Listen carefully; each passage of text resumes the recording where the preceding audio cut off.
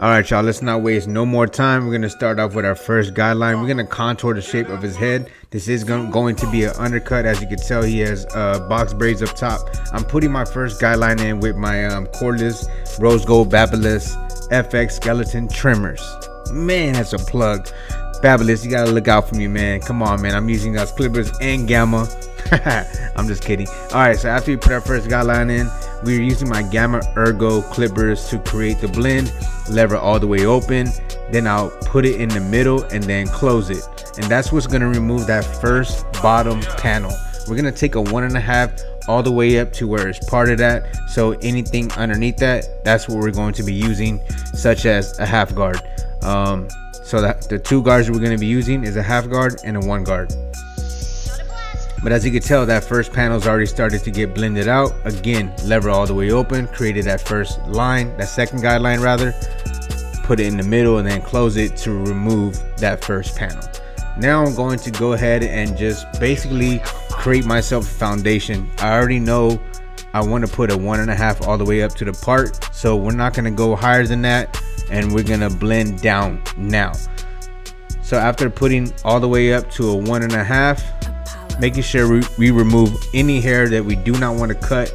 Be very careful when you're doing this. It's good to use these duck clips to pin the hair up. And then right here, I just kind of wanted to go with the grain, closing the lever. That way we knock off any kind of excess hair that didn't get fed into the clipper. So again, we're gonna fade back down. So 1.5 open. Now we have it in the middle. So now we're basically softening up this whole foundation. So right now it's in the middle. After we have it in the middle, you're gonna see it starting to get light. So then we put it in the closed position, lever all the way closed, and now you'll see that it's starting to blend into whatever the half left behind. But to blend that little slight panel out that you see, like that shadow, we're gonna use the half guard, depending on what system you use. Since I'm using the wall premium guards, it's my 1/16 guard. If you use Andis Masters, I believe it's a 0 guard, but same thing. So just depending on what guard system you use. And I just wanted to add like a little dope recording effect to it. Also, I'm using some color gradiency with this video. It's a little different than just raw footage. You can tell my camera's in the back. And guys, this is recorded with my iPhone 12, the regular one. I don't have the Pro or the Max. It's just a regular iPhone 12.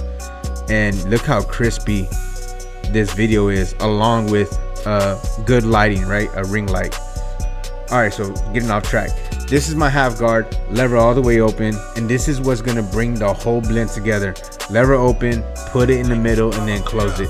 Whenever I say put it in the middle and then close it, that means take the lever, put it in the middle, start working that panel. Don't go higher than that 1.5, right?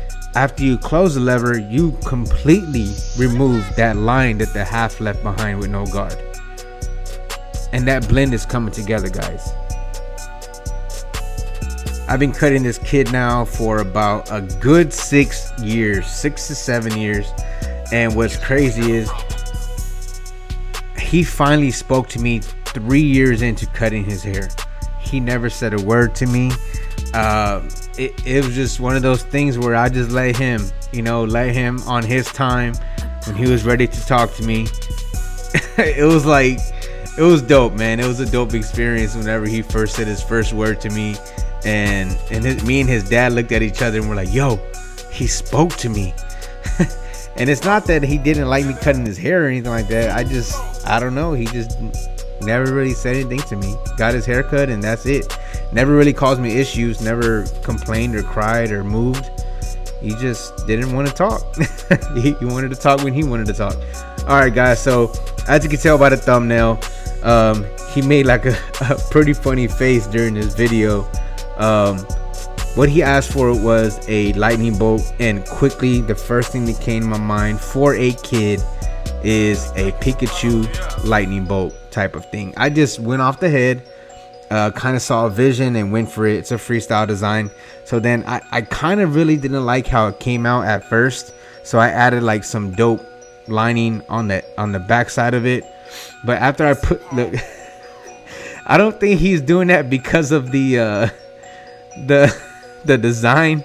I think he did that because behind me is a cartoon and it's Pokemon. Depending on if it's what type of clients in my room, kid or an adult, I like to accommodate to whatever they want to look at or listen to or whatever. So he was watching Pokemon, and that's the first thing that came to my mind when he wanted a lightning bolt, was like a Pokemon logo. But he made that face because he couldn't watch the TV, not because he didn't like the design. But I had to cap a little bit in the thumbnail. But once I put this blend together and put this second line in, it's gonna look fire. But if I could be quite honest with you guys, it's something that I just saw as a vision in my head. I went with it, and once it's put into the client's head, there's no going back. You got to work around what you put in and make the best out of it. Now we're gonna start blending in this side.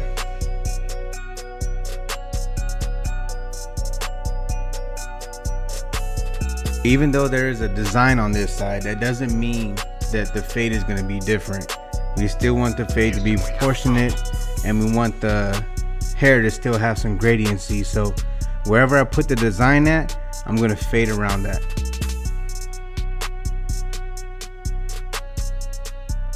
And it's going to be used with the same steps. Taking the 1.5 all the way up. I think these are some dope shots. I'm able to record a lot closer using my phone, and a lot quicker as well. Again, flipping that clipper over, going with the grain just to make sure that those hairs that stay at the top right around the part, you want to make sure those are cut down as well. And I am going to take the 1.5 over the design.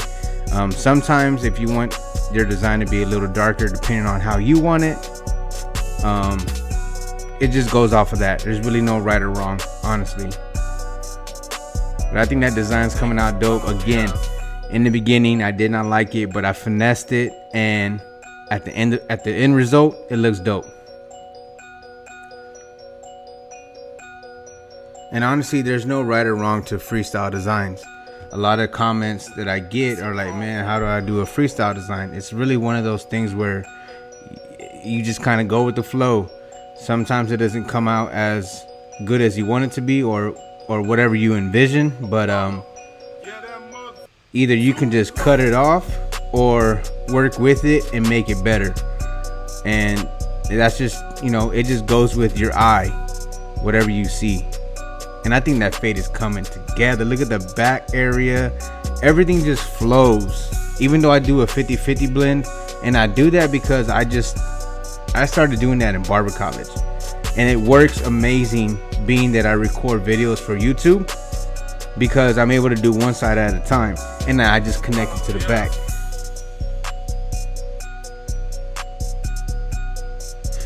Making sure we blend it in right here.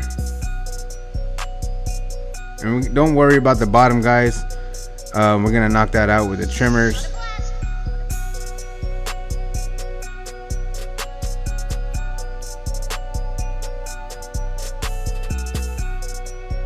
So right here, I'm just finishing up the design. Houston, we have a problem.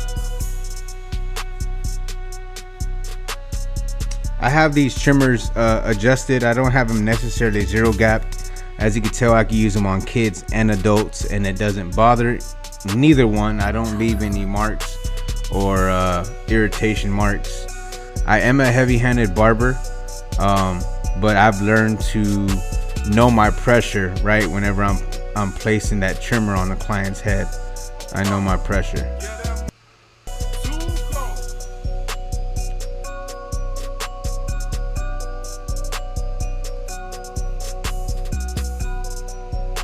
Comment below if y'all like doing freestyle designs. And this isn't for a lot of up and coming barbers. I've said it in my previous videos before. Get down the fundamentals. Learn the basics of a nice blend. then start playing around with freestyle designs and parts. You want to make sure that you can cut a nice haircut in a decent amount of time before you start tackling other I guess other types of challenges, right? I believe every haircut is a challenge, no matter what it is and who it is. Once they sit in your chair, it's a challenge. I don't care if it's a one all the way around with a lineup. Just the lineup alone on a client, they're not all the same. There's times where you have to recreate a lineup. There's times where you have to create a lineup. There's times where you can just have a natural dope lineup. But as you can tell, my little man right here, I have to make sure everything's proportionate, right? There is some hair that needs to be removed, a cosmetic lineup. You don't want it too close to his forehead, because then it's gonna look like he has a small tiny forehead. So there's, you know what I mean, like, everything's a challenge. It's just if you're up to it or not. Ooh, did y'all see that right there? That trimmer almost hit his eyebrow. And I believe that has happened to every single barber that has cut hair. I don't care how long you've been cutting hair. There has been at least one time that you have nicked a client's eyebrow, whether it was a kid or an adult. Comment below if that has happened to you. Guys, this is the finished product. Hopefully y'all enjoy this haircut tutorial. My man is looking fresh. Got the clean ball fade on the side. Got the box braids. Man, hold up. Clean, clean, clean. Alright guys, if y'all are not yet subscribed to my channel, make sure you hit that subscribe button, like, share, comment. And as always, Team Gifted. Stay gifted.